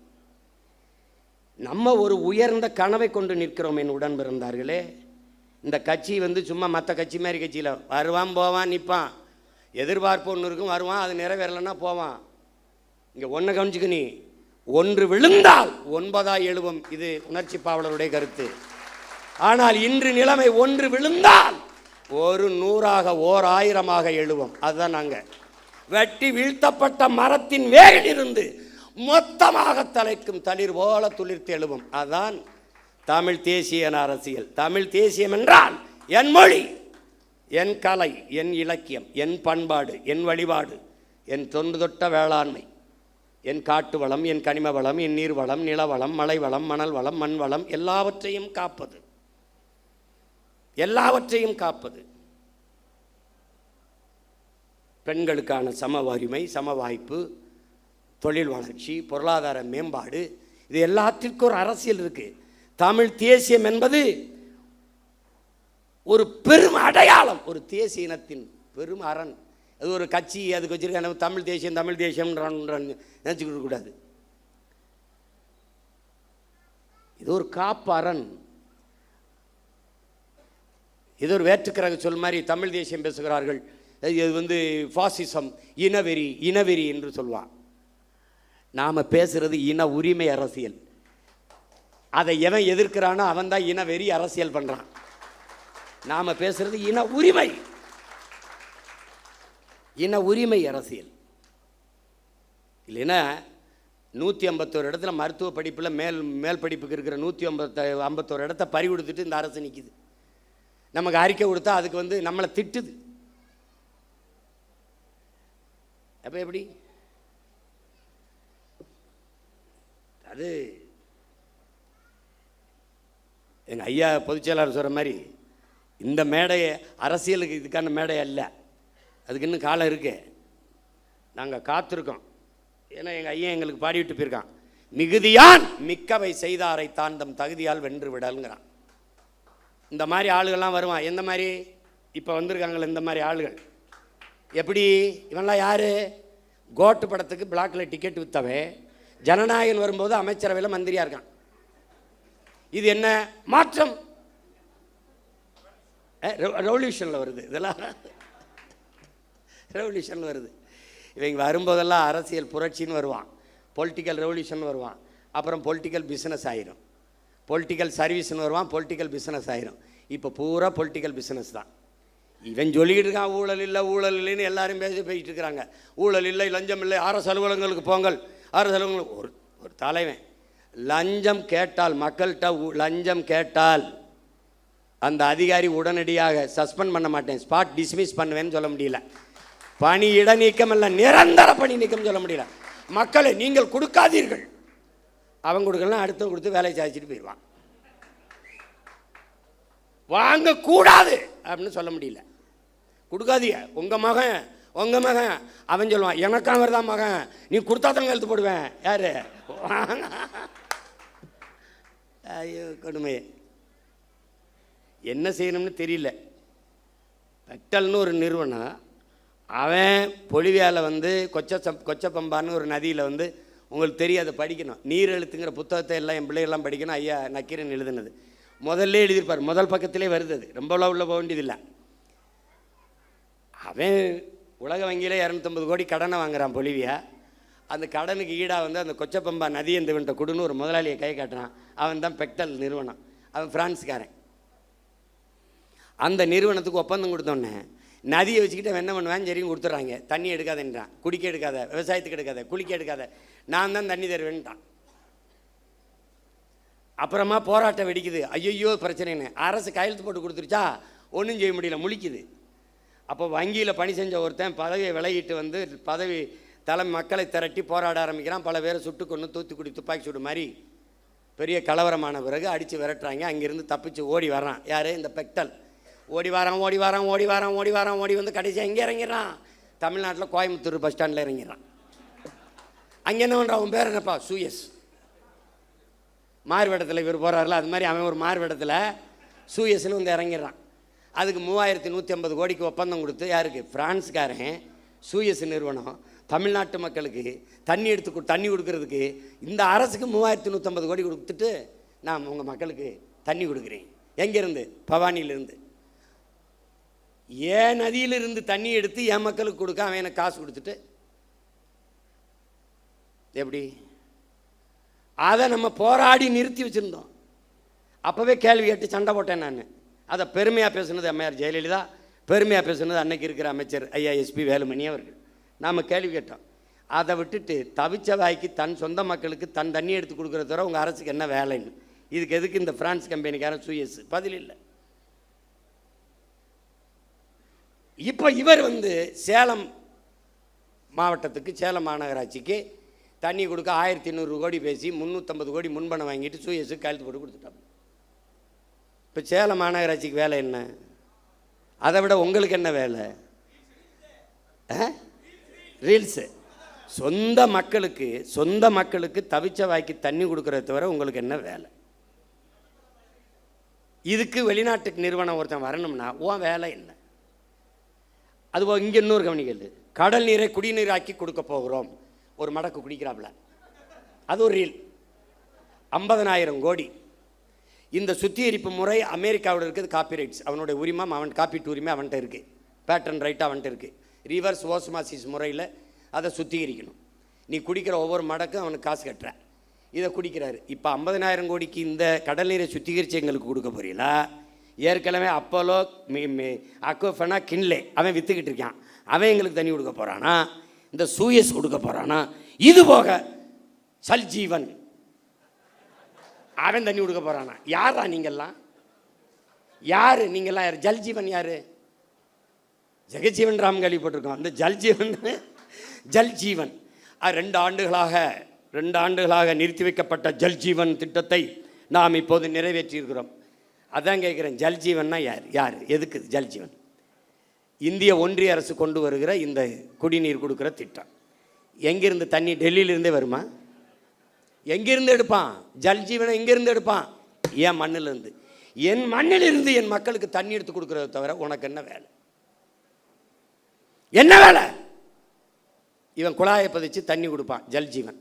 தமிழ்நாட்டு மக்களுக்கு தவிச்ச வாய்க்கு தாகத்துக்கு தண்ணி கொடுக்க வேண்டும் என்கிற தாகத்தோடு இருக்கிற இந்திய ஒன்றிய அரசு அதே தமிழ்நாட்டு மக்களுக்கு நதியில் இருக்கிற நியாயமான உரிய நதி நீரை பெற்றுத்தர முன்வராதது ஏன் என்ற கேள்வியை நீங்க எழுப்பல.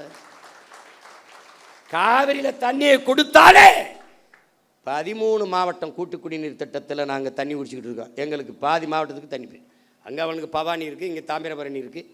காவிரி கூட்டு குடிநீர் திட்டத்தில் பாதி மாவட்டத்துக்கு முடிஞ்சிடும். நீ அதை பற்றி தர ஏன் இந்த இந்தியா ஆளுகிற காங்கிரஸோ பாரதிய ஜனதாவோ வரவில்லை என்ற கேள்வி ஏன் நீங்கள் எழுப்பல? இந்த ஜல்ஜீவன் திட்டம் இப்போ போடுவேன், குழாயை போடுவான், எவ்வளோ நாளைக்கு கொடுப்பான்? எவ்வளோ நாளைக்கு? 6 மாதம், ஓராண்டு. அது குடிக்கிற தரத்தில் இருக்குமா? அந்த திறனில் இருக்குமா? அதுக்கு சான்றிதழ் யார் தருவா? குடிக்கணும். கொஞ்ச நாள் கழித்து காசு இல்லை, அப்போ என்ன பண்ணலாம்? தனியாருக்கு டெண்டர், ஒப்பந்தம். எப்படி? வியாபார விரிவாக்கத்திற்கு ஒவ்வொரு திட்டத்தையும் கொண்டு வந்து நீட்டுகிறார்கள், கையெழுத்து போடுற. ஐஆர்எல்ல என்ன எதுக்கு நீ நாகர்கோயிலில் இது பண்ணுற? நாகர்கோயில் எதுக்கு அதை திறக்கிற? கன்னியாகுமரியில் போராடி தடுத்து வைத்ததை கையெழுத்து போட்டு திறக்க விடுறாரு. இப்போ மறுபடியும் நான் போகணும். கேரள முதல்வர் கடிதம் எழுதுகிறார், எங்களுக்கு கட்டுமான பணிகள் பாதிக்கப்படுகிறது, தடையின்றி மணலை அனுப்ப உதவுங்கள் என்று. எவ்வளவு எப்படி? ஏன்? மானங்கட்ட கூட்டமடா நம்ம. கேரளாவில் மழை இருக்குல்ல, அவருக்கு மணல் தேவை இருக்குல்ல, கற்கள் தேவை இருக்குல்ல, வெட்டிக்க. அதுவும் ஆத்தா மாறுனா இது என் ஆத்தா மாறல, என் தாயின் முளை இல்லையா அது? இதை எப்படி நீ ஏற்பற? இப்ப தெரியுதா எதுக்கு சீமானும் நாம் தமிழர் கட்சியின் தேவைன்னு? அங்க ஒரு மகன் இந்த மண்ணை, அது மலை அல்ல, என் தாயின் மாறென்று நேசிக்கிற ஒரு மகன் குடித்த மாறை அறுக்கிற பச்சை துரோகிகளடா இவங்க. பால் ஊட்டின தாயின் மாறை அறுக்கிற பச்சை துரோகிகள். எதையும் நம்மால் உருவாக்கி விட முடியும். மரங்களை வெட்டலாம், நட்டலாம், நீரை உறிஞ்சி வித்தால் சேர்க்கலாம், உலகஞ்சம் ஒழிச்சலாம். அந்த மாதிரி வெற்று வார்த்தை இல்லை, உண்மையிலே ஒழிக்கலாம். சிறந்த ஆட்சி கொடுத்துடலாம், வேலை இல்லை கொடுத்துடலாம், பசி ஒழிச்சிடலாம், எல்லாவற்றையும் சரி செய்ய முடியும். ஆனால் என் உடன் பிறந்தவனே மலையை மணலை நம்மால் உருவாக்க முடியாது. இயற்கையின் அருங்கொடை. எல்லாத்தையும் ஆய்வு செய்கிற முதல்வர் இந்த பள்ளிக்கரணை ஏரிக்குள்ளே இறங்கி நடக்கலாமே, அந்த குப்பைமேட்டில் ஏறி நின்று அப்படி பார்க்கலாமே இல்லை? பட்டு வெட்டி பட்டு சட்டை கட்டி அதுக்கு ஒவ்வொரு நாளைக்கு ஒரு உடை வச்சிருக்காப்புல. அந்த காஸ்டியூம் டிசைனரை தான் தேடிக்கிட்டு இருக்கேன் நான். எப்படி இருப்பாரு? இந்த கொடுமையெல்லாம் பார்க்கறதுக்கு படமாக இருந்தே பதறாப்புல காமராஜ் படமாக இருக்கும்போதே பதறாப்புல. ஐயோ, அதில் இந்த ஓமந்தூரார் குமாரசாமிலாம் ஐயா அப்படின்னு. சரி, நமக்கு ஒன்று தான் இருக்குது. நீ எதை பற்றியும் கவலைப்படாத. களமும் காலமும் நம்ம கையில் தான் இருக்குது.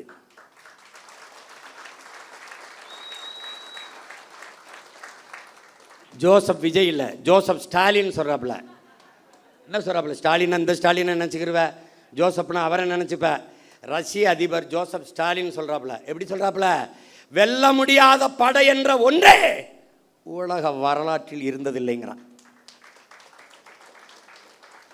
இதெல்லாம் அவ்வளோ பெரிய படை இல்லை, இதெல்லாம் ஒரு பம்பரம். சுற்றணுன்னு வேகமாக சுற்றும், எங்கே ஆணி இருக்குன்னே தெரியாது. திடீர்னு கிருகிருன்னு அங்கே போய் டொப்புன்னு விடும். அப்போ நம்ம என்ன பண்ணணும்? ஆக்கரோடு அப்படி நிற்கணும்.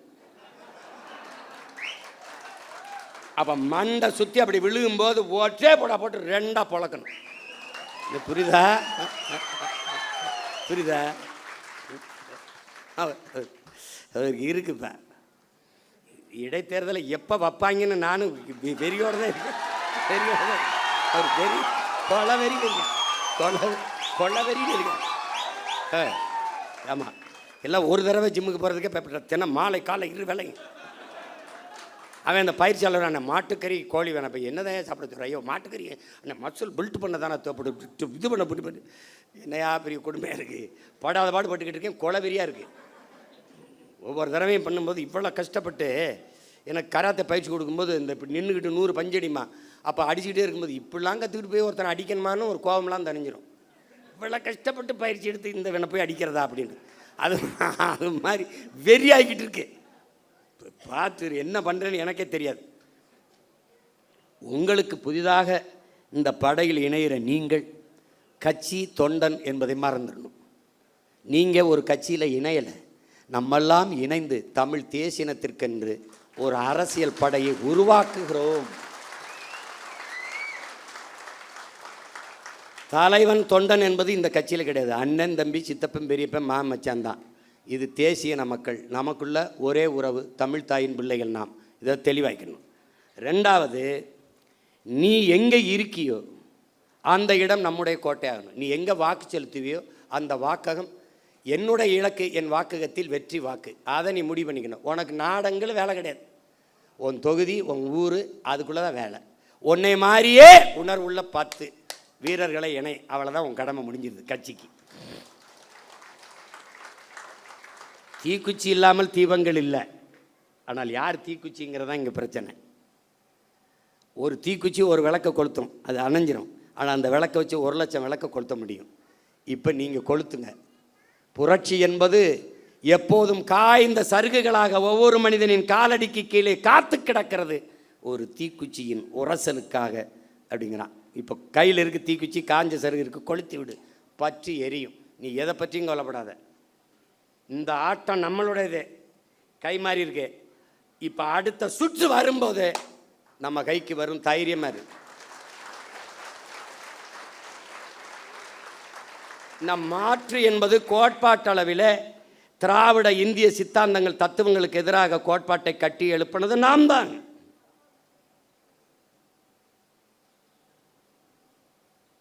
அது விளைந்து அறுவடைக்கு வருகிற போது வேற ஒரு கையில் பலன் போயிடுச்சு. அதை வாக்கு செலுத்திய மக்கள் நெருப்பு சுடும் நெருப்பு சுடும் என்று ஓராண்டு பாடம் நடத்தினாலும் புரியாது. தொட அனுமதிக்கணும். தொட்டால் அதிலிருந்து என்ன நடக்கும்? அவர்கள் சொல்வார்கள் நெருப்பு சுடும் நெருப்பு சுடும் என்று. 60 நாளே ஐயோ அப்பா அதுக்குள்ளே கண்ணை கட்டுதேங்கிறான். என் பங்காளி வடிவேல் சொன்னான், ஐயோ அதுக்குள்ளே கண்ணை கட்டுதேன்னு. இன்னும் 4.5 ஆண்டுகள் இருக்கு. இதுக்கு ஒரே மருந்து தான் என் உடன் பிறந்தவனே, பொறுமை. பொறுமை என்பதும் ஒரு வித போர்தான் என்கிறான் மாசேத்து. பொறுமை என்கிற மரத்தின் வேர் எப்போதும் கசப்பாக இருக்கும், அதன் கனி தித்திப்பாக இருக்கும் என்கிறார் நம் உயிர் தலைவன் மேதகுவே பிரபாகரன் அவர்கள். நீங்கள் சத்தியத்தின் பக்கம் நில்லுங்கள். எனக்கு என் தலைவன் சொன்னதை நான் உங்களுக்கு சொல்கிறேன். நாம் தோற்கலாம், நாம் சாகலாம், சாதாரணமானவர்கள். ஆனால் சத்தியம் தோற்று போனதாக சரித்திரத்தில் செய்தி இல்லை. நாம் சத்தியத்தின் பக்கம் நிற்கிற சத்தியத்தின் மக்கள் உறுதியாக ஒரு நாள் வெல்லுவோம். அப்படிதான் நடக்கும். இது ஒரு விபத்து நடந்திருக்கு, விபத்தே விதியாயிராது. அதனால் இதுக்கு கொடுக்க வேண்டியது கொஞ்சம் காலத்தை நம்ம விலையாக கொடுக்கணும், கொஞ்சம் பொறுமையாக இருக்கணும். ஆனால் மக்களோடு மக்களுக்காக நிற்கணும். மக்கள் மீது நமக்கு வருத்தம் இருக்குது அப்படிங்கிறதுக்காக அவங்க பிரச்சனைக்கெல்லாம் போகாமல் இருக்கக்கூடாது. ரத்தமாக கொடு, பிரச்சனையாக போய் நில்லு, போராட்டமாக போய் பக்கத்தில் நில்லு, கவலையாக தோல் கொடு, கண்ணீராய் துடைத்து விடு, அவங்க கூட நில்லு. ஏன் நீ அவன்கிட்ட இருந்தால் அவனுக்காக வந்திருக்க. உன்னை கேவலப்படுத்துகிறானா, இகழ்கிறானா, நீ புகழ் ஒன்ன, நான் யார் தெரியுமாடா அப்படின்னு. பிரபாகரன் ஒளிக என்று ஒருவன் ஒருமுறை சொன்னால், பிரபாகரன் வாழ்க என்று நீ 1000 முறை சொல்லு.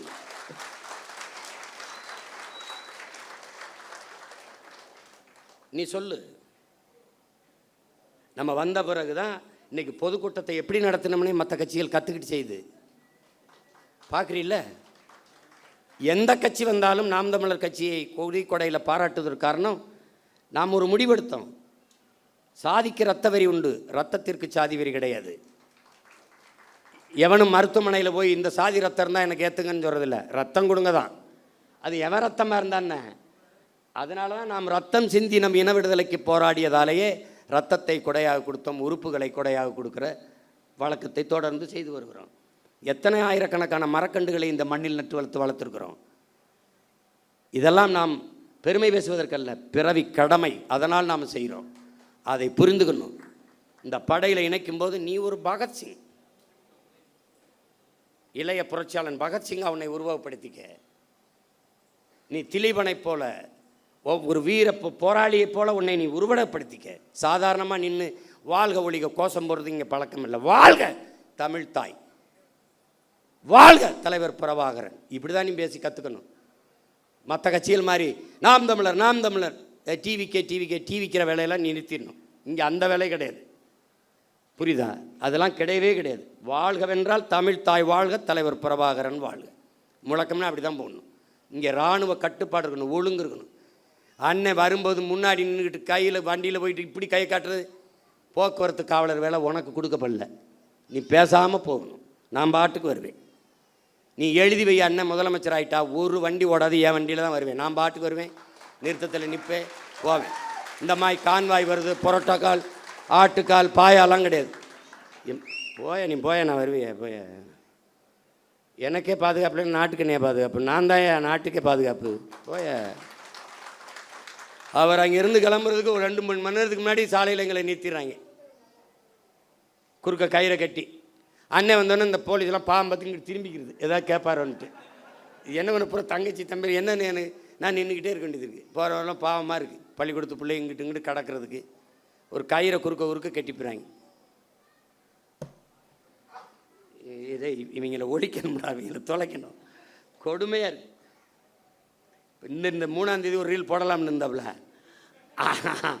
அதுக்குள்ளே அவன் சிவகுமார் வந்தால் கலவரம் வந்தால் நான் பொறுப்பு இல்லைன்ட்டாப்புல. அதை மழை பெஞ்சிருச்சே, திறந்து விட்டாப்புல, பொறுக்கலை. இவங்க நாடகம் ஜெயிக்க முடியலன்னு பெஞ்சு விட்டாப்புல. அதனால் இது முதல் சந்திப்பு தான். நம்ம இன்னும் நிறைய சந்திச்சு பேசுவோம். பல ஊர்களிலிருந்து உணர்வு எழுச்சியோடு வந்திருக்கிறீங்க. நம்ம தேர்தலில் தான் தோற்றுக்கிறோம்.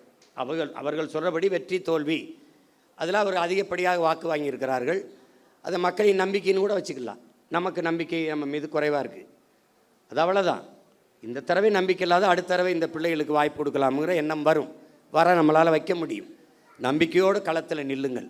ஒன்று தான் உங்கள் அண்ணன் உங்களுக்கு சொல்லுவேன், நீங்கள் இந்த மண்ணுக்கும் மக்களுக்கும் இந்த மொழிக்கும் இனத்திற்கும் உண்மையாக இருங்கள். நான் உங்களுக்கு உயிராக இருப்பேன் என்கிற உறுதியை உங்கள் அண்ணன் தருகிறேன். நாம் தமிழர் பிள்ளை என்பவன் தனியாக இருக்கணும், அவனுக்கு தனியாக தெரியணும், தனித்துவம் இருக்கணும். அவன் ஏற்றுக்கொண்டிருக்க தலைவன் பிரபாகரன் பெயரை உச்சரிக்க தகுதி வச்சிருக்கணும், ஒழுக்கமாக இருக்கணும், அதை கடைப்பிடிக்கணும். அதுதான் இந்த கட்சிக்கு போக போக உங்களுக்கு எல்லாமே உங்களுக்கு தெரிய வந்துடும். பிள்ளைகள் எல்லாம், இளம் பிள்ளைகள் எல்லாம் ரொம்ப நேரம் கால் கெடுக்க தங்கச்சியெல்லாம் நிற்கிறாங்க. நம்ம நிறைய பேசலாம், நிறைய இன்னும் காலங்கள் இருக்கிறது. நீங்கள் பெருமைக்குரியவர்கள், பெருமை மிக்கவர்கள், பெருமை மிக்க ஒரு பேரினத்தின் பிள்ளைகள். நாம் இன்று வீழ்த்தப்பட்டிருக்கிறோம்.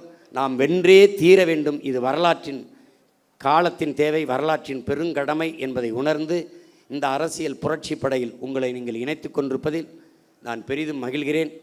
நீங்கள் என் முன்னாடி இவ்வளவு எழுச்சியோடு அமர்ந்திருப்பது எனக்கு பெரும் நம்பிக்கையும் உற்சாகத்தையும் தருகிறது. உங்கள் அனைவருக்கும் புரட்சிகரமான வாழ்த்துக்களும் வணக்கமும். புரட்சி எப்போதும் வெல்லும், நம் வெற்றி அதை சொல்லும். நம் இலக்கு ஒன்றுதான், இனத்தின் விடுதலை. இனம் ஒன்றாவோம், இலக்கை வென்றாவோம். தமிழ்தாய் வாழ்க, தலைவர் பிரபாகரன் வாழ்க, நாம் தமிழர். உறவுகளே, இணையும் உறவுகள், அண்ணனோடு இணையும் நேரம் இது. முதல்ல பெண்களும் குழந்தைகளும் வரட்டும். எல்லாரும்